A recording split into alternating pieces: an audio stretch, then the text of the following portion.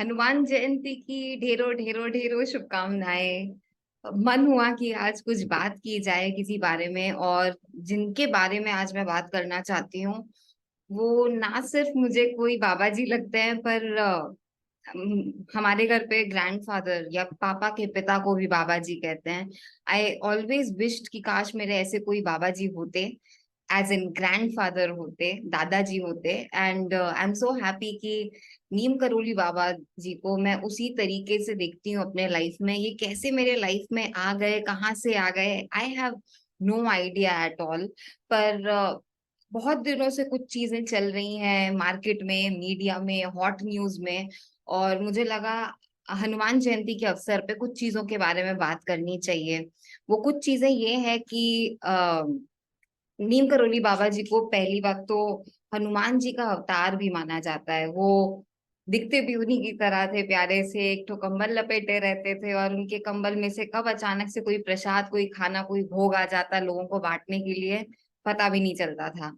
अगर आप उनके शिष्यों की या जो भी उनके प्रियजन थे उनके डॉक्यूमेंट्रीज देखेंगे या उनकी बातें सुनेंगे जो उन्होंने सोशल मीडिया पे कभी डाली होगी, जो बहुत मतलब उनको देख चुके हैं इन पर्सन, तो आपको ये सारी चीजें और अच्छे से समझ आएंगी। मुझे उसी तरीके से समझ आई हैं। पर आजकल देखा जाए तो कभी न्यूज में कोई फेक बाबा जी आ रहे हैं, या कभी ये हो रहा है कि विराट कोहली, अनुष्का शर्मा चले गए यहाँ पे, या फिर सबसे खतरनाक वाली मार्केटिंग जो मुझे बहुत घटिया और बहुत गुस्से वाली भी लगती है कि हमेशा हमें वेस्टर्न मीडिया से या वेस्टर्न साइड ऑफ वर्ल्ड से एक वैलिडेशन चाहिए। मतलब जिस तरीके से नीम करोली बाबा को मार्केट किया जाता है कि स्टीव जॉब्स यहाँ आए थे या जकरबर्ग यहाँ आए थे, मुझे बहुत गुस्सा आती है। एंड हाँ, मैं ये बोलूंगी मुझे गुस्सा आती है क्योंकि हमें उनकी वैलिडेशन की जरूरत नहीं होनी चाहिए। आई अंडरस्टैंड कि इंडिया में बहुत सारे लोग नहीं जानते होंगे अभी भी नीम करोली बाबा कौन है, क्या है, कहाँ है। और कंपेयर टू इंडिया, वेस्ट में अगर देखा जाए तो लोगों को ज्यादा योगा के बारे में पता है क्योंकि वो हमारे यहाँ से गया है। नीम करोली बाबा के बारे में भी उन लोगों को पता है क्योंकि उन लोगों को कभी कभार कहीं से कोई फोटो दिख जाती है, और एक वो कॉलिंग होती है अपने गुरु के प्रति। मैं ये नहीं कहूंगी कि उनमें से बहुत लोगों की आस्था गलत है, पर ये जो मार्केट किया जाता है कि ऐसे बड़े बड़े लोग आए थे यहाँ पे और उसके बाद इनका करियर बदल गया, मुझे ये चीज बहुत गलत लगती है। इनफैक्ट इस बात पे मैंने अपने खुद के पापा को भी झाड़ा था। हम लोग लास्ट नवंबर में मेरे बर्थडे के आसपास कैची धाम गए हैं। कैची धाम उत्तराखंड में एक जगह है जहाँ नीम करोली बाबा जी का आश्रम है। हम जैसे एयरपोर्ट में से निकले और अपनी कैब में बैठे वहां जाने के लिए, मेरे पापा और ड्राइवर की बातचीत शुरू हो गई, और पापा उनसे पूछने पूछने की कोशिश कर रहे थे। सो नीम करोली बाबा के बारे में सारी जानकारी या रिसर्च मैंने की थी, और अपने पापा मम्मी को श्रवण कुमार की तरह तीर्थ कराने ले गई थी। तो उन लोगों का ये कहना था, उन लोकल्स का, कि एक दिन पहले ही जस्ट विराट और अनुष्का यहाँ आके गए हैं, जिससे मुझे कोई फर्क नहीं पड़ रहा था कि ठीक है, आए होंगे, उनको भी दर्शन करना था। एंड अचानक उस कन्वर्सेशन में पापा और ड्राइवर जो बात कर रहे थे, पापा ने भी ये चीज कही कि मार्क जकरबर्ग आके गए, स्टीव जॉब्स आके गए। और मुझे इतनी चिढ़ मची कि मैंने उनको फाइनली उस टाइम पे रोका और कहा कि हम लोग यहाँ, या मैं यहाँ इसलिए नहीं जा रही कि यहाँ पे कोई फलाना ठिकाना लोग आए थे। मैं यहाँ इसलिए जा रही हूँ या आ रही हूँ क्योंकि मुझे यहाँ जाना था। मुझे एक चीज बहुत स्ट्रांगली लगती है, चाहे हम वो महाअवतार बाबा जी की बात करें या क्रिया बाबा जी की बात करें या फिर किसी भी नाथ संप्रदाय वाले बाबा जी की बात करें। मैं आपको क्या लग रही हूँ इस समय ये सब सुनते हुए मैं नहीं जानती, पर I am still a very sane person. It's just that I have a spiritual side to मी।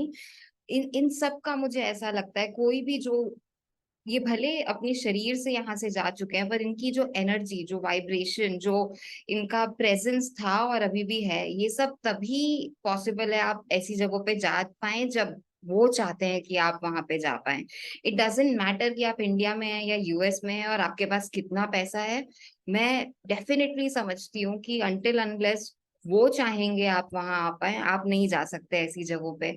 और कैची धाम जिस जगह का नाम मैं ले रही थी, लिटरली कैची जो हम कहते हैं कि एक कैची वाला शेप होता है, वो वैसे ही काइंड ऑफ वैली के शेप में आता है। तो जो इंटरसेक्शन है ऑफ द कैची, जो इंटरसेक्शन होता है कैची का, रियल कैची का, वैसा सा ही कुछ एक इसका जोग्राफिकल लैंडस्केप है। तो इस वजह से अगर आप कोई एम्पैथ पर्सन होंगे, या HSP जिसको हम हाईली सेंसिटिव पर्सन कहते हैं, आप काफी एनर्जी से बहुत रिसेप्टिव होते हैं ऐसे सारे जगह की या लोगों की। तो और जब ऐसा कोई इंटरसेक्शन वाला जगह आता है, वहां का पावर या एनर्जी या जो सोर्स होती है, मतलब जब मैं वहां गई और मैंने बाबा जी के दर्शन किए, मतलब बहुत हम्बल सा मंदिर है, और वहां पे बाबा जी की मूर्ति है, उनको क्योंकि ठंडी का समय था, टोपी, मफलर, सब कुछ पहनाया हुआ था, और वो इतने रियल लग रहे थे कि कुछ मिनटों तक मैं सिर्फ रो रही थी। And I think by now मेरे माँ बाप मेरी स्पिरिचुअल इंक्लिनेशन को समझते हैं, तो उन्हें कुछ अजीब नहीं लगा। इनफैक्ट वहां के जितने लोग थे उनमें से किसी को कुछ अजीब नहीं लगा, बिकॉज हर किसी का एक अपना एक्सपीरियंस होता है। चाहे हम बाबा जी की बात करें, चाहे हम किसी हिंदू भगवान की बात करें, या किसी की भी बात करें। तो हाँ, मैं रोई, और मैं क्यों रोई मुझे नहीं पता, पर मैं रो रही थी। And I think I have to say this out loud.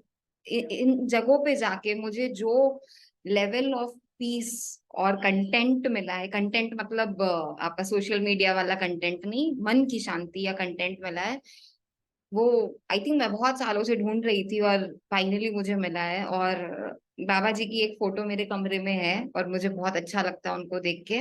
पर ये सब इसलिए नहीं था कि मैं अपनी कोई बड़ाई करना चाह रही थी, ये सिर्फ इसलिए था कि आपको पता चले कि बाबा जी कौन है, क्या है, कहाँ है। और ये सारी चीजें इसलिए मत करिए कि कोई XYZ ऑफ इंडिया वहां चला गया है, या ये लोग यहाँ गए थे, आपका करियर कोई ऊंचाई पे आ जाएगा, वगैरह वगैरह वगैरह वगैरह।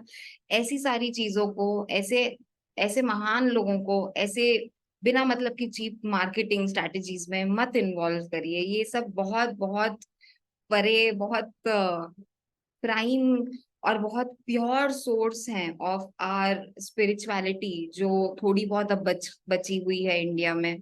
तो जय बाबा जी और बजरंग बली की जय। आई होप मैं जो समझाना चाह रही थी आप वो समझे।